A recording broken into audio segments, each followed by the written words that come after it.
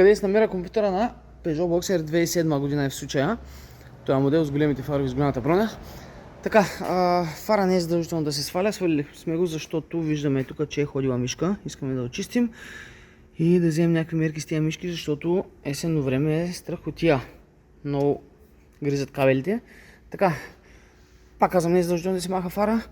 Тази капачка, 2 гайки. Ето го. Искаме да препръскаме, да почистим за всеки случай, тъй като е доста прашно. Доста прашно. И така, тук се намира зад кутията. Най-вероятно има бушони тук.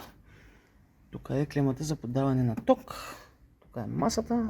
Това е случай, че не го знаете. И така. Сега да откачим да видим. Значи натискаме този чоп и в същото време дърпваме. Айде. Така, докато бутаме тази баба пластмаса, трябва в същото време да дърпаме нагоре.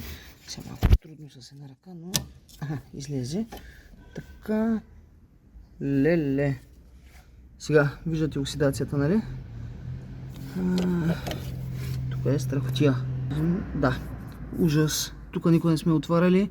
Значи тук трябва едно хубаво почистване, да видим всичко дали е наред. Тази също трябва да се извади, да видим. Сега с тези другите две гледам, че няма проблеми. Чисти са. Така като ги гледаме, но задължително ще ги препръскаме и тях. Но тази е страшна работа. Откъде идва тази оксидация, не знам. Имаме контактен спрей. Ето този. Започваме да пръскаме, да издухваме с спрей, да почистим и дано тук вече няма проблеми.